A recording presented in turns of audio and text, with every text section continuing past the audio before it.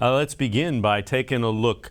So we're relatively certain the Browns will open up the season against the Carolina Panthers on the road. As you see, this is from Joe Person. He is a Carolina reporter. They are allowed to report their first home game a little early. So it will be the Browns against the Panthers in week 1. And then we have found that there's some pretty accurate reports coming out that the Browns will have a Monday night game, week 8, which would be Halloween against the Bengals at home. So Joe Burrow and the Bengals at home Monday night, Halloween, week 8. Now, we backtrack and we mentioned the Panthers to open things up, and that would seem to be a relatively favorable matchup for the Browns, who are 0-16-1. No wins, 16 losses, and a tie in openers since 2005. Last win was back in 2004. It was 20-3 over the Ravens. But 0-16-1 this year. The opener will be against the Panthers in Carolina. With that, let's welcome in Quincy Carrier. So, Quincy, are they throwing the Browns a little softball, being the NFL, opening with the Panthers and potentially Sam Darnold? Yeah, I mean, you would hope, right? But with the Browns on opening day, I've learned that there is no such thing as a softball when it comes to them, right? We thought the Tennessee Titans would be a softball in 2019, and that turned out to be the hardest of hardballs that this franchise has gotten hit with since coming back in '99, right? They got blown out by like 40 points. It was demoralizing. I was at that game. I remember the excitement. Oh, we got Odell. Baker's coming off his rookie year. He's going to be great. And then we just got washed in that game. So, now I don't know. I'm not going to make any grand declarations. By the way, that wasn't even Ryan Tannehill, Tennessee Titans.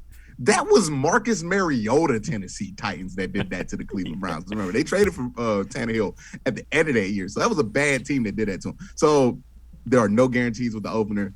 I am not going to play games with the opener. Look, Carolina, if that is the opener at Carolina, it's still a road game. We don't know what the status is going to be of certain players.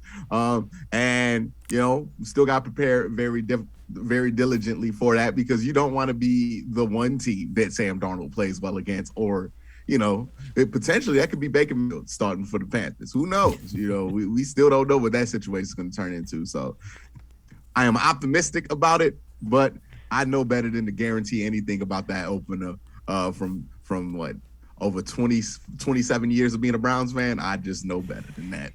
It has not been a kind way. So you look at it, and they haven't been 1-0 since 2004. Take a look at Mike Rimmer's tweet. So this is another Carolina Panthers beat reporter. So the first test for their first-round pick, their left tackle, is going to be Myles Garrett. So yeah, guess what, Rook? It only gets easier from here is the message. I mean, there's any rookie pass rusher that has to go and play the AFC North. It's rough, right? Because you have Trey Hendrickson on the Bengals, who's a pretty good sack master, underrated in his own right.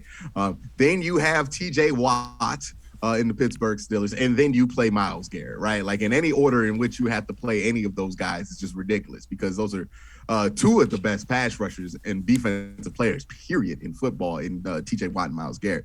So, yeah, Mike, Nkonkwo's going to have his hands full. Look, there ain't nothing in college that's going to prepare you for no Myles Garrett. Like, I know you're going to try. It's going to be difficult. Maybe he's a great left tackle already, and he can hold his own. But it's just so much a young player, no matter how talented, can do against Myles Garrett, of all people. You know what I mean? Like, there's just a level of finesse and skill that is required to block Myles Garrett. Now, I would hope that Carolina wouldn't do something goofy like leave that man one-on-one with Myles Garrett. But let's not forget, this is Matt Rule that coaches that team, and Matt Rule, not known for great protection schemes. You know what I mean? So circle this one. I bet Myles Garrett, if this is the opener, has this one circled in red Sharpie, because he's trying to get that sack record that he did not get last year. Yeah, and you know, the rookie's getting a master class week 1, so good luck with that.